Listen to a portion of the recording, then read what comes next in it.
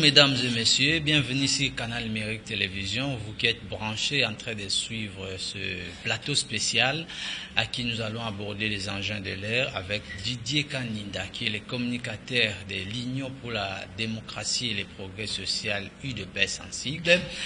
Plusieurs points seront quand même débattus au cours de cette émission, notamment la formation du gouvernement Sama Lukonde, les élections de 2023 qui fait polémique entre la formation politique au pouvoir et les prêtres de la Senco.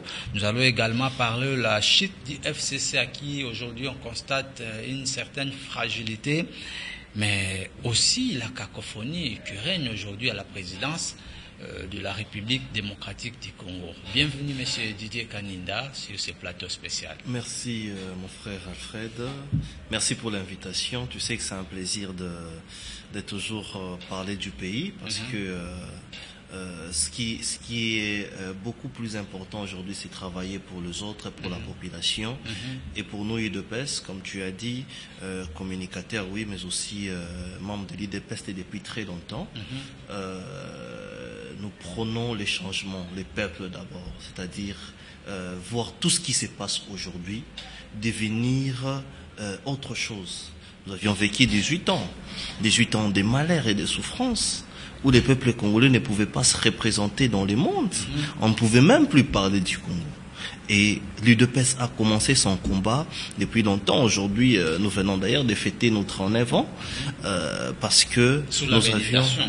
Sous la méditation, exactement.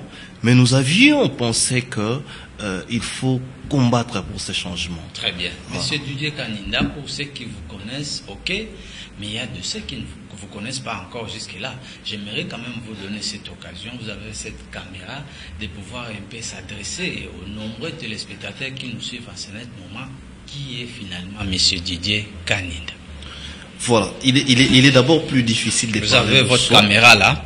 Ok, il est tellement plus difficile de parler de soi, mais comme il m'est demandé de faire cet exercice, je vais le faire quand même.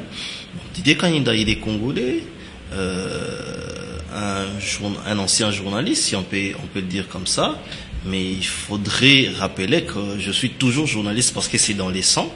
Les études que je fais, c'est des études de journalisme et de communication.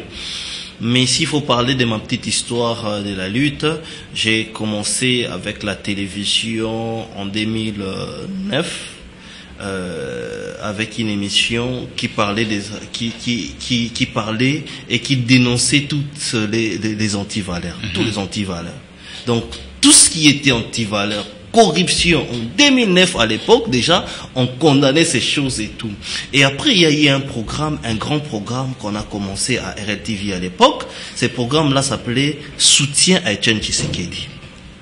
Et nous avions commencé ces programmes-là, c'était l'émission qui avait le nom de Soutien à Etienne Tshisekedi. Et là, on parlait de tout ce qui n'allait pas bien dans le pays. Si on se rappelle encore, ça s'appelait SET. S-E-T. Je vois. Et c'était Soutien à Etienne Tshisekedi. Alors beaucoup de gens nous demandaient, mais pourquoi cette émission portait un nom? Tout simplement parce que nous avions cru en un homme. Et cet homme-là, c'était Tshisekedi. Parce que moi, je me dis que je suis Tshisekediste de sang. Parce que on nous a parlé d'Etienne Tshisekedi depuis qu'on était enfant. Et on a remarqué que cet homme était un idéal et il ne changeait pas d'opinion. Ah, aujourd'hui, on parle toujours de lui. Jusqu'aujourd'hui, on parle toujours de lui parce que c'est un super-héros national. C'est un super-héros.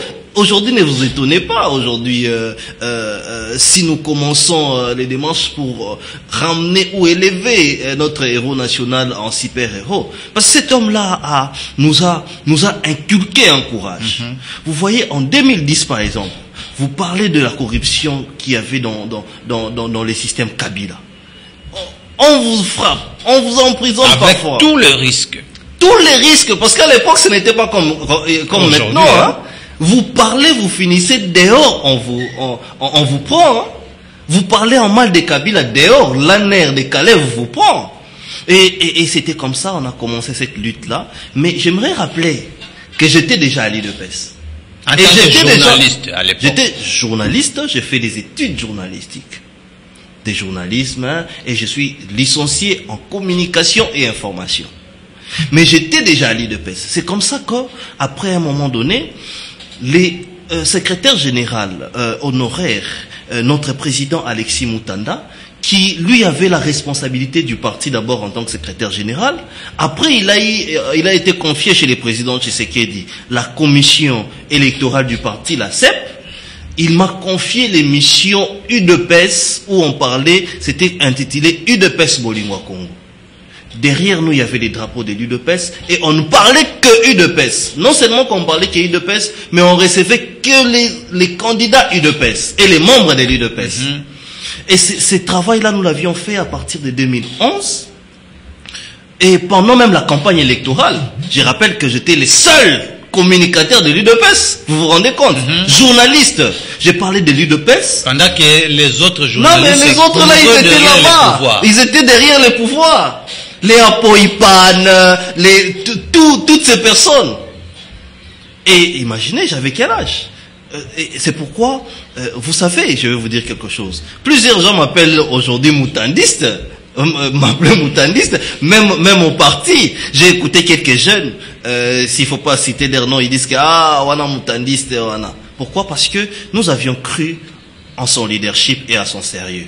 Vous savez, lorsque le président Alexis Moutanda, je parle de lui et je parlerai du parcours de l'UDPS. Effectivement. Voilà.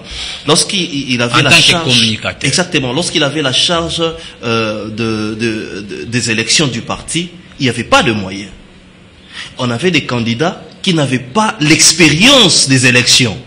En face de nous, c'était les PPRD et la MP, majorité présidentielle. Ils avaient les moyens, ils avaient la police, ils avaient tout. Mais nous, il fallait parler de l'UDPS. Et j'étais le seul. Parce qu'à l'époque, nous étions à deux. Moi et mon aîné, Babi Balukuna. Mais lui aussi, il était candidat. Je suis resté le seul au front. La RLTV a été incendiée par les gens du PPRD. Maintenant, il faut jouer dans la tactique que vous serez aussi visité, avoir des mots et avoir la tactique qu'il faut, mais en même temps, savoir que nous devons vendre les partis et les candidats du parti, mais surtout véhiculer les informations de notre leader Maximo qui était Etienne Tshisekedi. Beaucoup d'intelligence, beaucoup de stratégie.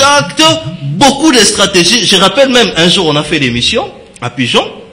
Quand on finit l'émission comme ça, ces gens-là sont venus nous visiter. Et mais là, on avait le soutien total du président Alexis Moutanda, qui a tenu, parce que je rappelle même qu'il est aussi promoteur de la chaîne CNTV où on produisait les émissions de l'UDPS. Et les candidats de l'UDPS en 2011 passaient sur les plateaux où moi j'étais présentateur, ne payaient aucun rond. Vous vous rendez compte? Ils ne payaient aucun rond. Mais il déjà fallait... avec l'émission qui s'appelait Bolingwa Congo, il fallait quand même montrer l'exemple. Voilà.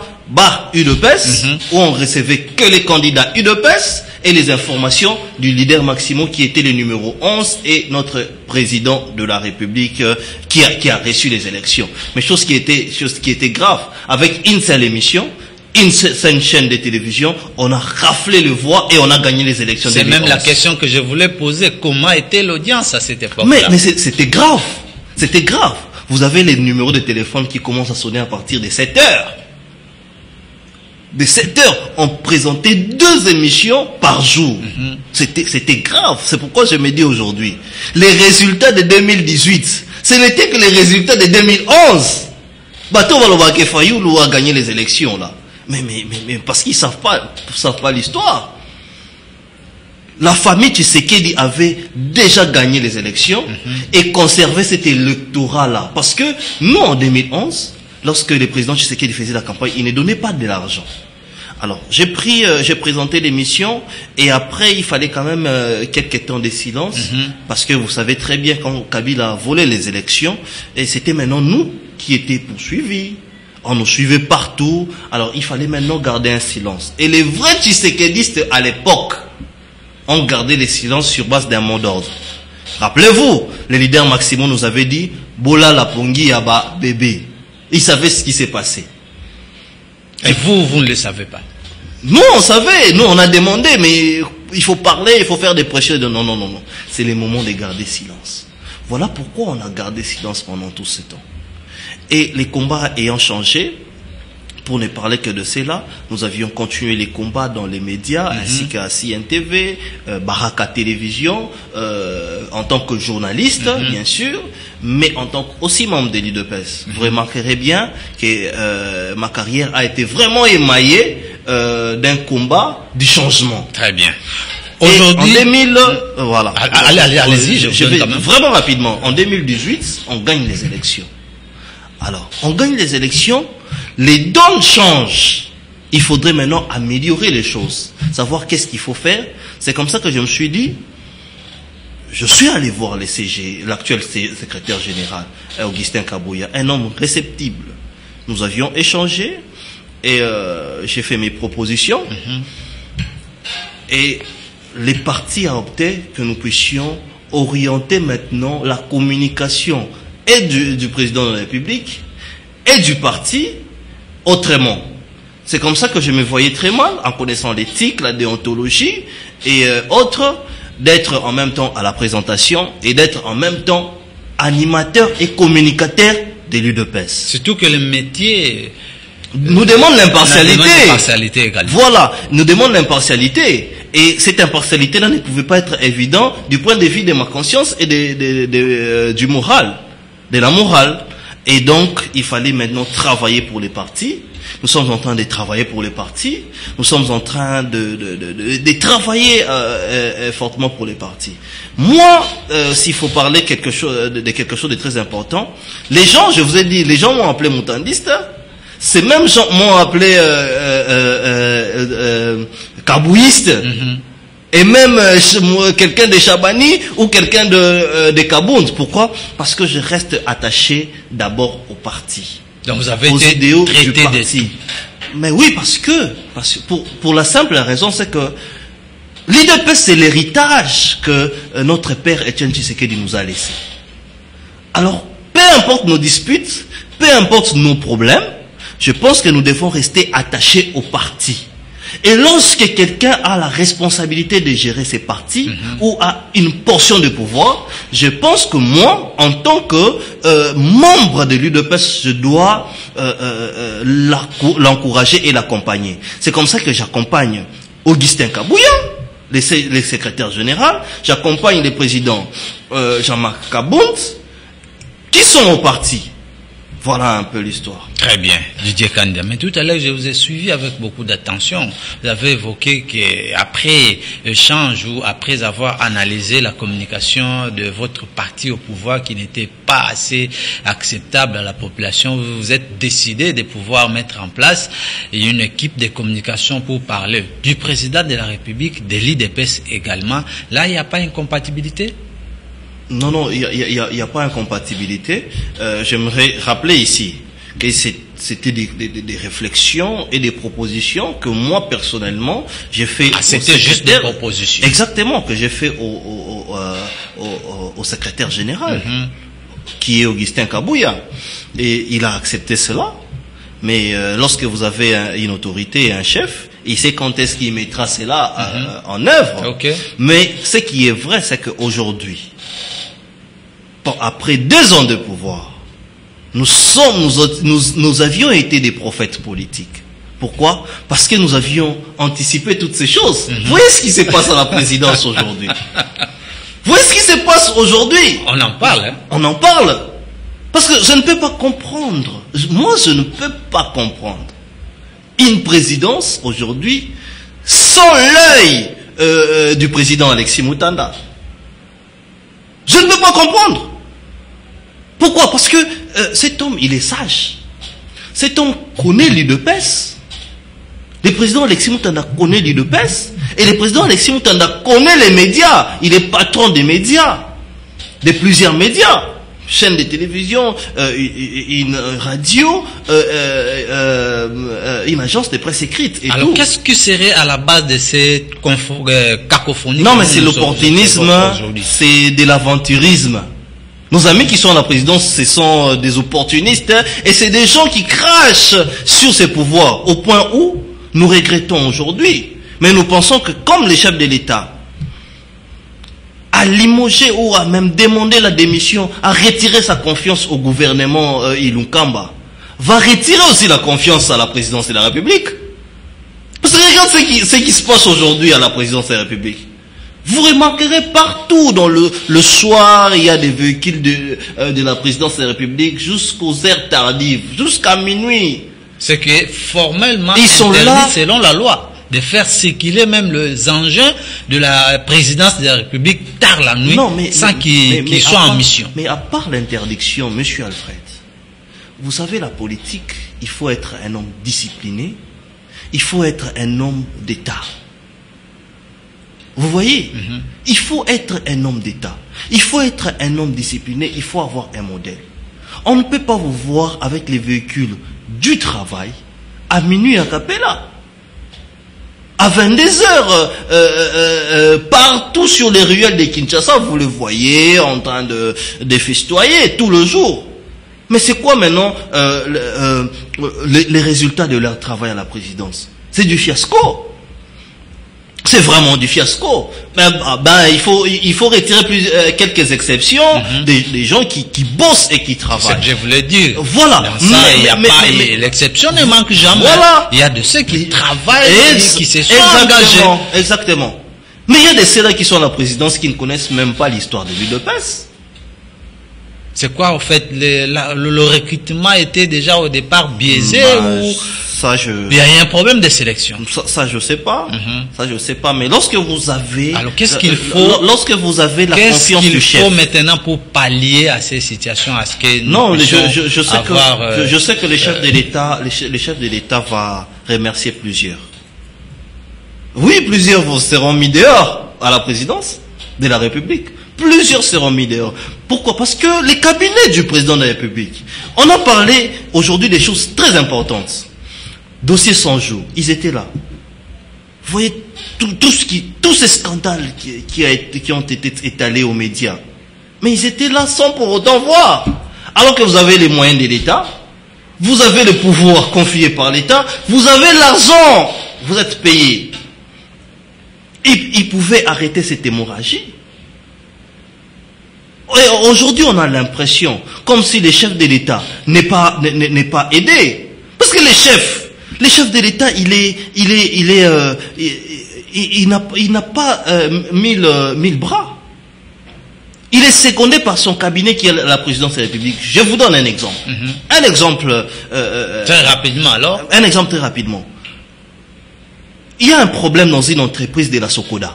Vous savez, la Sokoda, c'est l'entreprise de droit d'auteur. C'est presque une banque. Aujourd'hui, si la Sokoda est structurée, nos artistes, musiciens, écrivains, peintres seront des riches. Ils ne vont plus pleurnicher. Ils vont plus pleurnicher. Ils vont plus toujours, quand ils ont des problèmes, recourir aux politiques ou à nos dirigeants. Pourquoi? Parce que la Sokoda doit percevoir l'argent et payer. Mais cette entreprise a des problèmes. Les problèmes d'injustice. C'est lui qui est à la tête, le président Verkis Kiamwangana, a été mis dehors injustement. Et la justice de notre pays, sous Kabila, vous connaissez comment ça se passait. C'est les plus forts, c'est les plus friqués qui gagnent. Et les autres se sont manigancés pour avoir les points.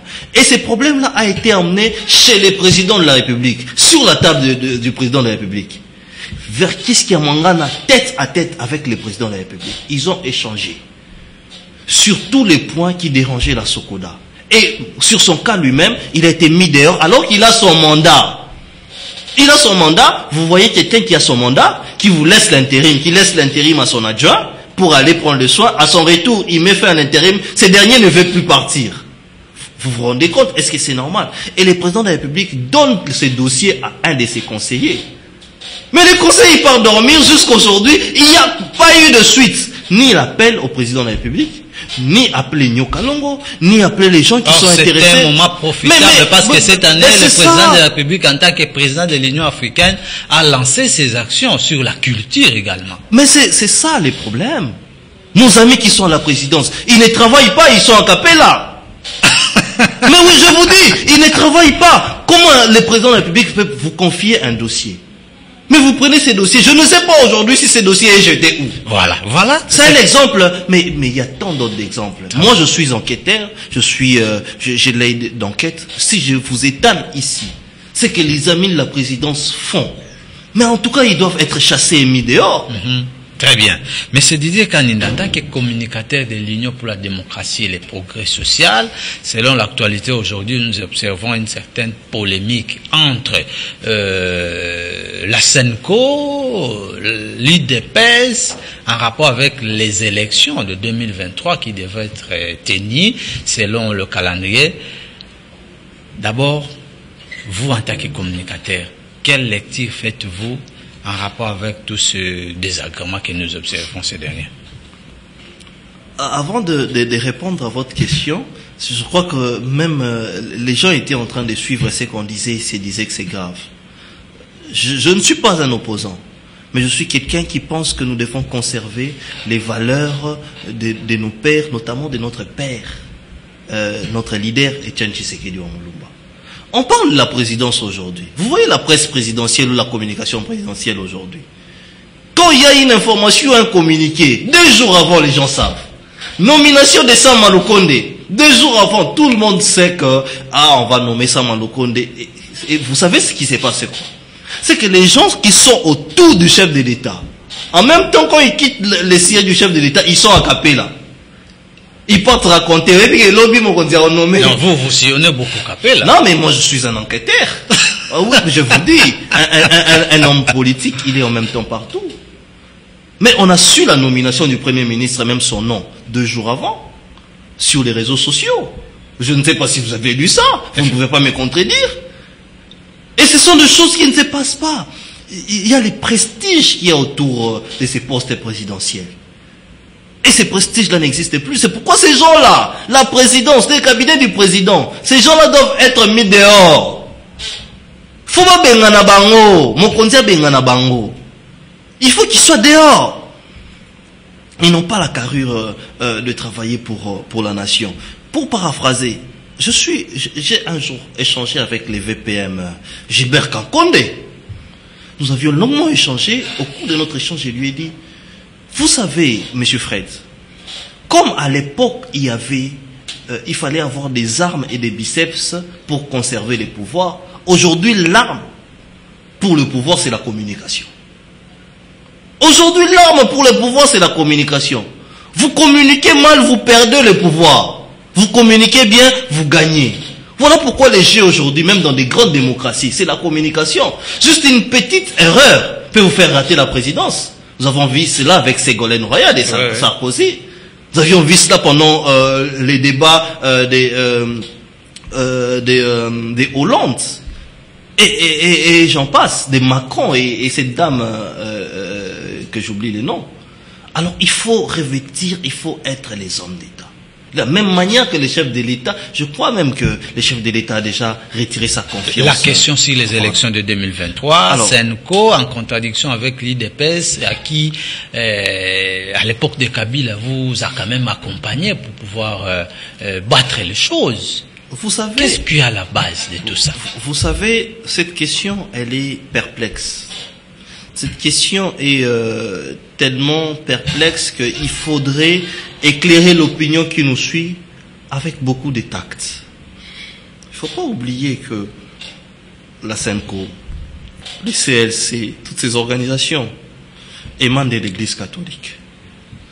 Et ces organisations nous ont montré leurs points forts et leurs limites. Vous voyez, les points forts, c'est que ils sont à côté de la vérité. Aujourd'hui, la SENCO à côté de la vérité. Attendez, je vais vous dire. Ils sont à côté de la vérité. Voilà. Les points faibles, c'est qu'ils ont aussi des faiblesses. Comme par exemple, la nomination ou l'entérinement des Rossard Malonda. Est-ce que vous savez que c'était les CLC et la SENCO qui étaient derrière ça? Ils ont été derrière tous ces processus. On a perdu le temps, hein? Mais attendez, comment Rossard Malonda a été entériné? Il a été choisi, un kabiliste de sang. Un kabiliste de sang. C'est lui qui a facilité les nominations des députés nationaux et autres. Pourquoi attaquez-vous seulement à la personne de celui qui était secrétaire exécutif d'une institution? Ben oui. Mais il y avait un président. Mais justement, c'est toute une équipe. Et leur président, et tous, nous savons qu'ils ne sont pas crédibles. Alors, s'il faut parler maintenant politique, lorsque la Senko entre dans un terrain politique, je ne vois aucun mal que devant lui, qu'il puisse avoir des réactions politiques. Mais le mal vient d'où? De l'amateurisme à la présidence.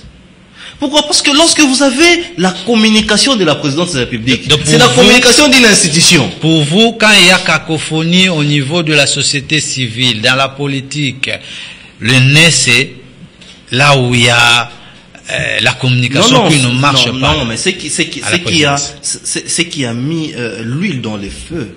C'est cette réaction de la communication de la présidence. Contredit par les porte-paroles du président. Les porte-paroles viennent y contredire le directeur, les responsables de la communication qui dit des choses, on ne reconnaît plus. Alors que la présidence de la République est une institution. Lorsque vous agissez... Le président de la République qui est une institution. Non, exactement, merci pour la correction. Le président de la République est une institution et lui est accompagné d'un cabinet. Et lorsque ce cabinet-là communique, c'est du sérieux. Ça engage directement. Et ça engage le président de la République. Vous comprenez? Et d'où il faut agir avec sagesse, intelligence, en portant la casquette d'un homme politique et d'un homme d'État. Lorsqu'on voit un membre du cabinet du président de la République faire des bêtises dehors, ça entache directement la présidence. C'est comme si vos enquêtes vont seulement... Non, ce que je veux dire ici, c'est quoi? C'est que lorsqu'il y a un communiqué comme ça, et vous voyez les porte-paroles du président a contredit la communication. Mais j'aimerais ici dire à la Senko, c'est qu'aujourd'hui, il y a plusieurs priorités. La priorité des priorités, c'est le bien-être des peuples congolais. Les changements, les sociaux. À aller aux élections en 2023? Exactement. Personne n'a dit le contraire. Le chef de l'État l'a d'ailleurs souligné très récemment que nous irons aux élections. Et aujourd'hui, si on va aux élections, vous voyez qui battre Félix Tshisekedi? Vous avez un nom? Là, au niveau de la présidence, mais au niveau de nos députés et sénateurs. Non, mais vous savez que nos députés qui sont là... Est-ce que l'UDPS a déjà préparé ce membre? Les élections se préparent le lendemain de la proclamation des résultats. Vous voyez, vous savez, parlons des élections à la présidentielle ou à la députation. Mais toutes ces aventures-là, nous avions vu aujourd'hui des gens comme Papa Molière s'afficher sous plusieurs casquettes. Aujourd'hui que le peuple congolais sait exactement qui il était et qui il est. Vous pensez qu'il serait premier? Mais je vous dis, c'est le renouvellement de la classe politique. Non, mais là je parlais de la nation. C'est un député national. Au quand on prend Daniel Safou. Qui vaudra Daniel Safou? Daniel Safou, on l'a vu dans tous ses états, faisant tout ce qu'il veut, insultant, dansant, menaçant. L'UDPS a déjà préparé ses membres pour aller aux élections. L'UDPS est une machine politique. L'UDPS, c'est l'héritage du Sphinx Etienne Tshisekedi Wamulumba. L'UDPS aujourd'hui, si on part aux élections dans 48 heures, il sera toujours le plus grand parti. Bien qu'on a un problème de recensement, le chef avait promis. Voilà, mais c'est pourquoi je disais qu'il y a des adresses, qu'il y aura de recensement, qui prendra encore le temps. Maintenant, les élections, c'est dans 2 ans et demi, Monsieur Didier Kaninda. Et encore-t-il possible en 2023 que nous ayons des élections crédibles aussi? Non, il y a des préalables sérieux.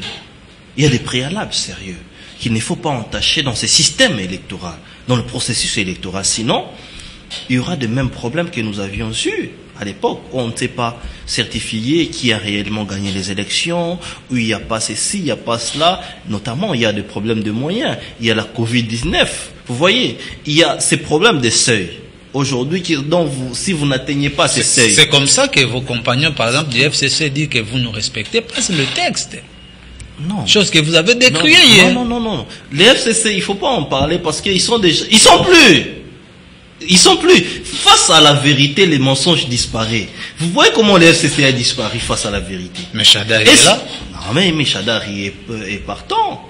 Vous avez vu les jeunes de son parti qui lui disent de partir. Chadar, il représente quoi aujourd'hui? Vous savez les sorts de Mende. Il est à l'Union Sacrée. Il est à l'Union Sacrée. Et aujourd'hui, mais justement, il est converti aujourd'hui à la vérité et il se dit que tout ce qu'il disait à l'époque c'était du mensonge. Et les autres, ils sont pleins. Ils sont pleins parce que ils savaient que nous défendions une cause qui était la vérité et ils ont rejoint les camps. Et Chadar est aussi peut rejoindre les camps aujourd'hui. Comment vous voyez la vision de l'Union Sacrée, l'avenir de l'Union Sacrée? Ce n'est pas le moment de parler de ces élections-là. Pourquoi? Parce qu'il y a des préalables. Il y a des préalables. Je vous ai parlé du fichier électoral. Je vous ai parlé du recensement. Nous devons connaître qui est congolais, qui ne l'est pas. Nous devons savoir si nous sommes au nombre de combien. On doit aussi parler du changement des animateurs au niveau de la CENI. Exactement. Des changements des animateurs au niveau de la CENI. Les fichiers, la loi électorale. La loi électorale. Si aujourd'hui il faudrait discuter sur ces points-là, ce sont des points beaucoup plus importants que parler de la tenue des élections pour dire que nous avons triché les élections. Parce qu'aujourd'hui, il n'y a pas un leader. Alors pour vous, comme il n'est pas encore temps de parler élections, on parle quand même d'union sacrée. Si on partait aux élections, l'union sacrée avant et les élections. Vous savez, l'union sacrée, c'est la conception du chef pour emmener ces pays au changement. Pour emmener ces pays au changement. Mais il vous reste combien de temps, monsieur Didier? Nous avons des ans. Des ans, c'est beaucoup. Des ans, c'est beaucoup. Est-ce que vous savez que le Congo est grand, avec ses 26 Exactement. provinces? Et lorsque nous irons aux élections, vous voulez que nous partions aux élections, mais je vous ai posé une question, vous êtes journaliste, vous êtes neutre. Qui aujourd'hui, en termes de leadership, peut battre le président Félix Antoine Tshisekedi? Fachi Beton. Vous ne croyez pas au combat de Lamouka? Ah, mais Lamouka aujourd'hui, c'est Martin Fayoulou. Seulement qui s'est accaparé les Lamouka. Vous pensez que Martin Fayoulou peut aujourd'hui, vous savez Martin Fayoulou a échoué aux députations provinciales. Il était député national. Et il était lui-même candidat député national, candidat député provincial. Il a échoué à la députation provinciale. Fayoulou seul n'aura même pas 15%, même pas 5%. C'était l'ensemble des Katumbi, Jean-Pierre Bemba, les Nyamwisi et les autres. Et même cette crédibilité qui provenait de l'UDPS. Mais aujourd'hui, Fayoulou est seul. Fayoulou ne représente rien, aucun danger. Bien sûr. D'autant plus qu'il n'a pas de poids politique, il n'a pas de député, il n'a qu'un seul député. Là, c'est vous, Didier Kani. Non, mais il n'a qu'un seul député. Un seul. Nous connaissons, en fait. Vous savez, lorsque je vous ai parlé de tous ces combats, à côté de Tchan Tshisekedi, nous avions été avec Martin Fayoulou. Je l'ai reçu ici, à CNTV. Vous connaissez? Je l'ai reçu également à la radio. Voilà. Donc, nous connaissons ce qui représente notre président décidé, Martin Fayoulou. Très bien. Monsieur Didier Kaninda, la formation du gouvernement Sama Lukonde, ça prend du temps. Il est parti aux consultations. Or, le chef en a déjà fait. L'informateur en a emboîté les pas. Il vient encore au rythme des consultations. Jusqu'aujourd'hui, on n'a pas encore un gouvernement qui sera investi le 15 mars, lors de la rentrée parlementaire de nos députés. Comment vous voyez le gouvernement qui sera mis en place dans les jours qui viennent? S'il faut les comparer déjà, ou selon vous, dans le gouvernement Ilunga Kamba, oui, qui peut être reconduit? Non, mais... pour le compte de votre formation politique. Non, ça, moi je n'entre pas dans ces... non. C'est une question, c'est à vous de nous répondre. Oui, mais par rapport au temps, il faudrait faire les choses avec finesse. Je pense que maintenant, là, parce que nous avons souffert pendant 2 ans. 2 ans de pertes. Pourquoi? Parce qu'il y avait des gens qui, en face d'eux, ne pouvaient pas répondre en tant que responsable. Vous voyez, un vieux papa comme Ilunkamba, Sylvestre, dès qu'il veut prendre une décision, il doit demander du temps pour aller se référer à Kingakati ou à Kachamata. Dans le royaume. Dans le royaume. Mais maintenant que cette histoire est cassée, Les gens nous parlent du temps, c'est vrai. Mais moi, j'aimerais aussi aujourd'hui que nous tous, nous puissions voir la prouesse du chef de l'État, qui a cassé ce système du FCC en moins de 6 mois. Ça a commencé par un discours de 6 minutes au mois de décembre, les consultations nationales, et aujourd'hui on parle plus du FCC. Le président de la République avait évoqué l'autre fois que ceux qui seront nommés comme ministres doivent quand même incarner l'esprit d'être esclaves de la population. J'aimerais que vous puissiez adresser un mot au nouveau promis. C'est ça. Pour le bons offices au nouveau gouvernement. C'est ça. Pour la population. C'est ça. C'est ce que je voulais dire. Allez-y, vous avez votre caméra. Oui, c'est ce que je voulais dire en fait. Et donc, s'il faut maintenant voir les prouesses du chef de l'État qui a cassé ce système FCC, maintenant il faudrait emboîter un autre pas. Il faudrait les faire avec finesse. Voilà pourquoi le Premier ministre qui est jeune comme nous, qui a été nommé, doit prendre tout son temps de savoir avec qui il va travailler. Parce que les chefs de l'État laissent quand même la main. Et c'est comme ça que nous demandons à ces ministres. Il y a des élites à l'UDPS qui aujourd'hui qui ne se retrouvent pas. Quelle politique avez-vous mise en place pour pouvoir sauvegarder ces patrimoines? Existe-t-il une structure dans l'UDPS pour pouvoir un peu honorer vos élites? Non, mais l'UDPS est un parti structuré. L'UDPS est un parti démocratique, un parti politique pour de vrai. Mais je pense que ce sont des questions internes. La cuisine interne qui ne peut pas sortir ici. D'ailleurs, cette question-là, je crois que c'est au secrétaire général de répondre à cette question. Je l'appellerai juste après ici. Mais tout ce que je veux vous dire, c'est que nous attendons d'un gouvernement efficace. Exactement les serviteurs du peuple. Moi, je l'ai dit, et je continue à le dire. Nous avions servi les pays pendant tous ces temps sans attendre quelque chose du pays. Vous savez, qu'est-ce que coûte la communication? L'information, elle est gratuite, mais la communication est payante. Vous savez ce qui coûte la communication, mais cette famille, la CNTV, nous avons fait un grand travail comme ça. Et nous voulons, on doit le reconnaître. Hein? Voilà, nous voulons que les ministres, les animateurs de ces gouvernements puissent emboîter ces pas, mais tout en se référant de ces grands. Je vous ai parlé aujourd'hui du PDG, Alexis Moutanda, qui est un grand homme, un héros, à ne pas négliger. C'est des gens que nous voulons voir, parce qu'ils ont réussi déjà, avant qu'ils soient trempés en politique ou qu'ils soient cités dans n'importe quoi. Nous voulons des gens qui ont la carrure. Nous voulons des gens qui pensent le peuple, des gens qui vont travailler pour le peuple. Un homme qui milite jour et nuit pour lutter contre les antivaleurs. Voilà. Donc vous le verrez pas. Vous le verrez pas à la nuit à Capella, par exemple. Un homme discipliné, nous voulons des hommes disciplinés, des hommes qui savent que le peuple d'abord. N'oubliez pas, la population qui est les chefs d'entre tous. Chanter une chanson. Félix Papa Lobaki, le peuple d'abord. Ça, même un enfant de moins de 2 ans. Et ce gouvernement ici doit être le gouvernement du peuple d'abord. Très bien. Didier Kaninda, la chute du FCC. Vous, IDPS, vous êtes taxé de tout. Pouvoir fragiliser cette formation politique aujourd'hui, à qui les gens n'ont pas crié. Quelles sont les stratégies que vous avez mises en place pour pouvoir arriver à ce stade? Non, c'est le peuple, parce que le FCC a hypothéqué 18 ans. Le FCC a volé les 18 ans du peuple congolais. Mais aujourd'hui, ils sont alignés. Les bien-être du peuple la plupart des membres. Ils auront leur sort, ne vous en faites pas. Parce que le FCC, moi je me dis que c'était un système. Un système qui avait des racines. Et ce système qui avait des racines, vous voulez arracher ces racines-là, il faudrait donner du temps, monsieur Alfred. Vous voyez, il faudrait donner du temps. Petit à petit, ils vont se volatiliser. Ils sont encore là, hein. Même à l'Union sacrée, ils sont encore là. Et la présence de plusieurs dérange même la population. Mais seulement, je peux vous dire que nous avons un leader qui est le président de la République, stratège. C'est lui qui écoute. D'ailleurs, il connaît tout le monde. Oui.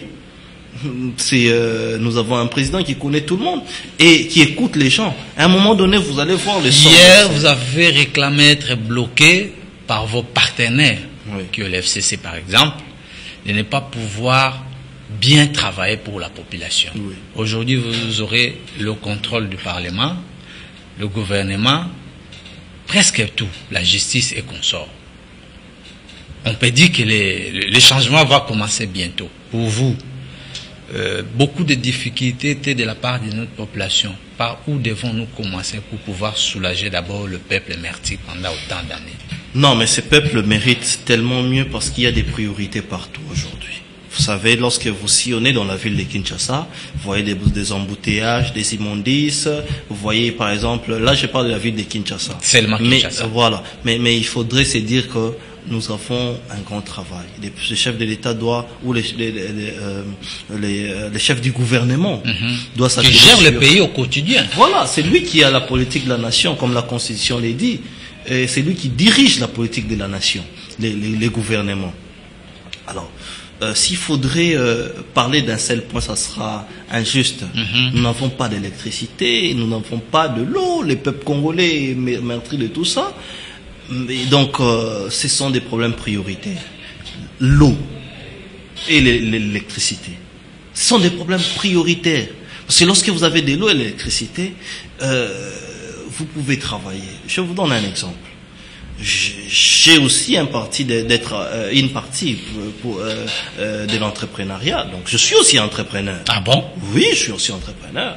À l'époque, nous avions fait des moulins, des machines qui travaillaient sur base d'électricité. À Lupin, là.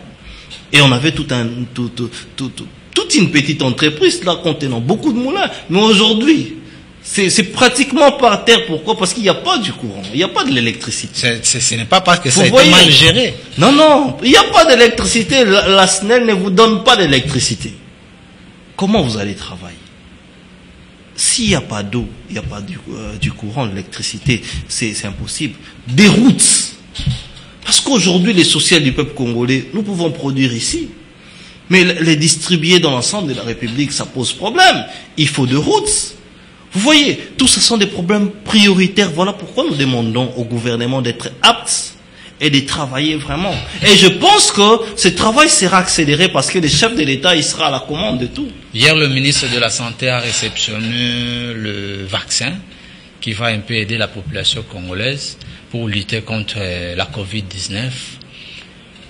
On n'avait pas l'espoir de pouvoir y trouver quand même ce médicament. Est-ce que c'est un ouf de soulagement pour vous? Non, mais c'est un ouf de soulagement, bien sûr que oui. Mais c'est pourquoi je vous ai dit qu'il y a plusieurs priorités. Vous m'aviez même interrompu. Parce que j'allais dire quelque chose lorsqu'on parlait de la ville de Kinshasa. Allez-y. Vous voyez par exemple la ville de Kinshasa. Je vais rebondir avant de répondre à votre question. Bien sûr. La ville de Kinshasa.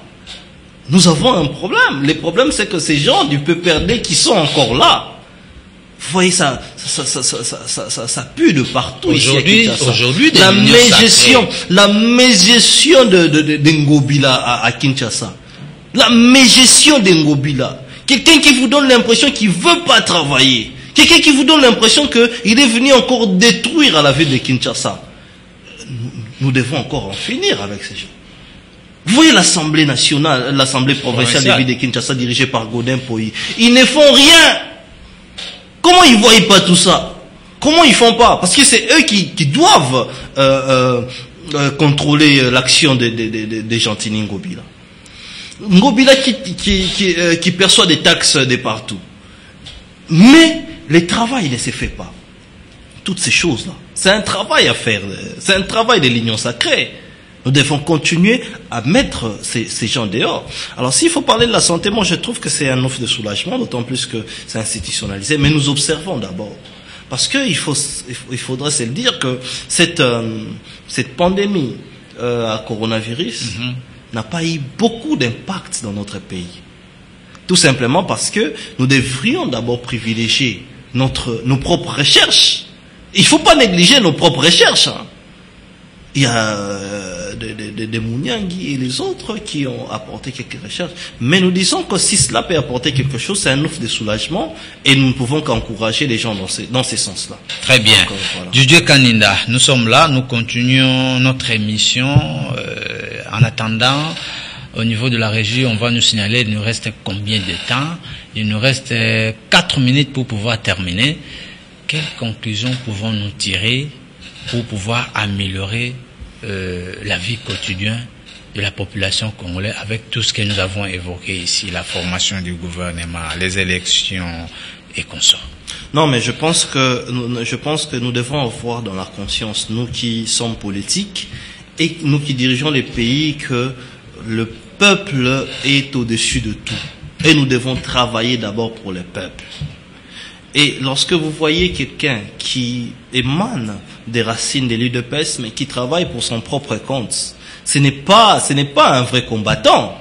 Ce n'est pas un vrai combattant. Un vrai combattant, c'est celui qui travaille pour le peuple, qui travaille pour cette population meurtrie, cette population qui souffre. Vous savez, par exemple, à l'UPEN, le Kunga aujourd'hui souffre des érosions. Vous êtes sur des avenues comme derrière la Fontaine, l'avenue Kinshasa et autres. Il y a des érosions là. Il y avait même l'école La Borne à l'époque qui est en train de partir. Vous voyez? Et nous voulons d'un gouvernement responsable, des gens qui vont travailler pour la population, pas de l'aventurisme. Vous voyez ce qui se passe? C'était de l'aventurisme. Les gouvernements Ilukama, nous voulons plus de ces choses-là. Nous voulons redonner l'image au peuple. Voilà pourquoi moi j'ai fait appel à cette classe dirigeante aujourd'hui de pouvoir savoir qu'il faut avoir la responsabilité pour bien gérer les choses. Très bien. Monsieur Didier Kaninda a été l'invité de ces plateaux spéciaux. Ne pas oublier la responsabilité, l'amour du pays, l'amour du Congo et des Congolais. Très bien. Il était notre invité.